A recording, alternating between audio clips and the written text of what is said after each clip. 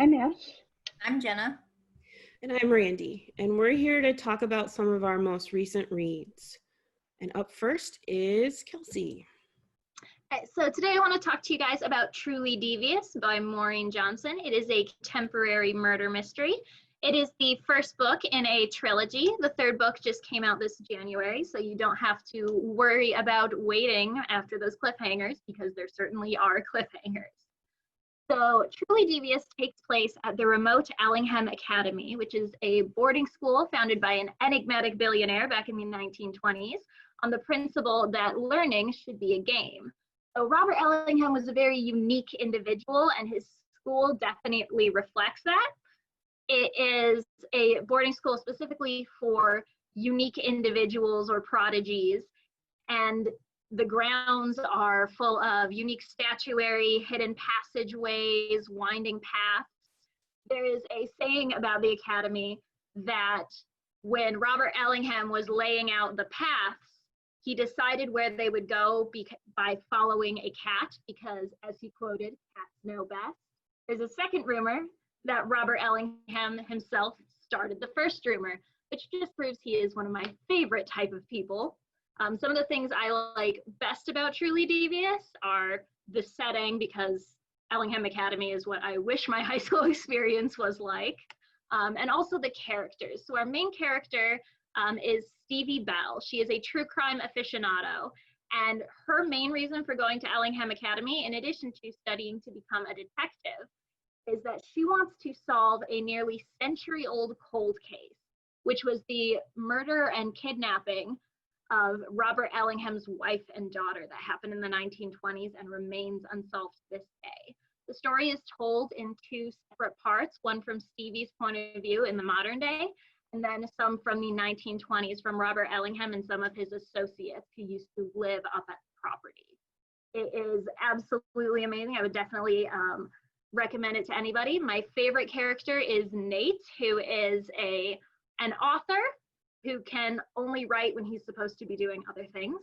He can't write his novel if he's supposed to be sitting down and doing that. You can read Truly Devious as well as pretty much all of its companion novels. We have the print books at the library, as well as the ebook and e-audiobook on Access 360, the ebook and e-audiobook on Hoopla and Cloud Library as well. Hi, I'm here to talk about Shatter Me by Sahara Mafi, and that is the first book in the Shatter Me series, and it's about 17-year-old Juliet, who is an outsider her whole life and also been in an asylum, but she's freed on the condition that she use her horrific abilities in support of the reestablishment, a post-apocalyptic dictatorship. But Adam, the only person to show her affection, offers hope of a better future.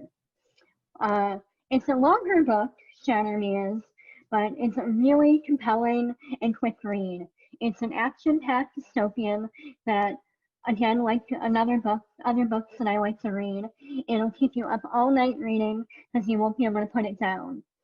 And then imagine what it would do to a person to never feel the touch of another human being, not because of loneliness or being stuck in quarantine, but out of fear. Something in Juliet's body causes anyone who makes contact with her skin to undergo such excruciating pain that if contact has been made long enough, they die.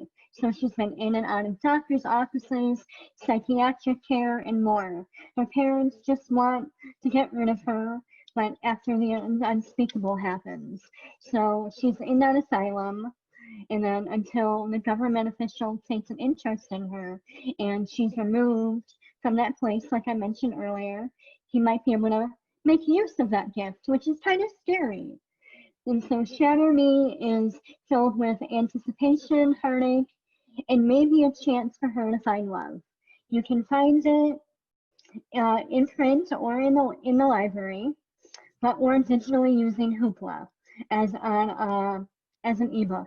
Some of the later books can also be found on Cloud Library, Access 360, and Overdrive, but Hoopla is your best choice for it. I read What I Carry by Jennifer Longo. This is a standalone novel, so you can read it all by itself. And it's about a young girl who's been in the foster care system from cradle to age out, she says, which is a pretty rare occurrence. It just means you're born into the foster care system and you've never been adopted, so you age right out of it. And she's actually really close to aging out. She's 17 at this point. And that in itself is a really special circumstance that requires a really special kid. Muriel's made sure she's kept her grades up so that she has the ability to move around from house to house without getting tied down anywhere, getting in trouble anywhere. And she really likes it that way. She's never stayed in one home for longer than 8 months. So when her social worker challenges her to stay in one place for her final year of high school to look better on college apps, Muir immediately feels like she won't be able to do it. She's never really had a home to call her own, but she has become obsessed with that. She likes being on the move. She really enjoys nature. She was born in Seattle, so she's always been close to the forest. And she's really taken solace in her namesake, John Muir. When she was abandoned at the hospital as a baby, the nurses named her after John Muir. And she started reading all of his works and became really invested in his way of life, his way of connecting with nature and feeling like the outdoors are home, not the indoors, not a family, but nature. So she's a little freaked out when her last foster placement actually ends up being everything she's ever wanted. She finds an internship at a forest preserve. She's actually on an island that has more wildlife than she ever saw when she lived in the city. And things start lining up for her. She sort of doesn't know how to take it, and you watch her struggle with that. You watch her deal with what happens when she finally starts to get all the love that she's deserved, and you wonder if she'll be able to accept it. It was a really heartwarming novel. It's about family and friendship and what happens when you grow up without those. And I was definitely moved to tears a few times at the end of this book. It wasn't a perfect read, but that's kind of what's really enjoyable about it. Muriel's gotten the short end of the stick her entire life, and instead of feeling bitter about it, she learns to love it. And she takes comfort in calling her social worker to come get her whenever she feels too seen by people, you know. So it's definitely interesting to watch things slowly work in her favor, and figure out if she can do it and not insist on surviving all by herself. This is available in print at our library and also in ebook on Access 360 and Cloud Library. So I'm going to talk about a book that I just recently read called Eliza and Her Monsters by Francesca Zappia. This is a realistic fiction book that was first released in 2017, and it is a standalone book. One of the first things I want to say, though, is to be aware that this book deals with themes of anxiety, depression, and suicide. So if this is something, this may be something that could be distressing to some readers.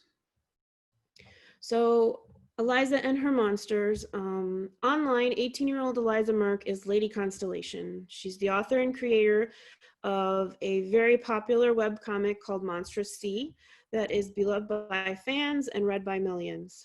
In the real world, no one except her parents and a few online friends know her secret. To everyone else, she is shy and awkward and doesn't appear to have any friends. All that changes when a new student named Wallace starts going to her school. Wallace is a big fan of her webcomic, but Eliza chooses not to tell him that she is the creator or that she is Lady Constellation. Despite her guilty feelings, the two strike up a friendship that eventually grows into something more until one day her secret comes out and everything changes. The author of this book really shined a spotlight on mental health issues. Obviously, I'm not the creator of a popular webcomic, but I did recognize a little bit of Eliza in myself. Her anxiety to do well and make sure that she gets everything done and done well. The pressure from outside forces and from herself that sort of builds up until she shuts down, and her shy awkwardness. After the big reveal, everything in her life changes. Even though she feels lost and adrift, she's able to work through it with the help of her family, her online friends, and a therapist. I also really liked that the author sprinkled images and text from the webcomic and Wallace's fan fiction through the book. It was nice to see a little bit of Monstrous C, since the novel was so focused on the fact that she was the creator of this comic. It helped to provide more insight into the characters and Eliza's world. This book is available in print at the library and also on Hoopla as an ebook and an e-audiobook. So that's it for today's Teen Book Babble. If you'd like to get some more recommendations, you can visit our website at fountaindale.org/teenreads to view book lists curated just for you.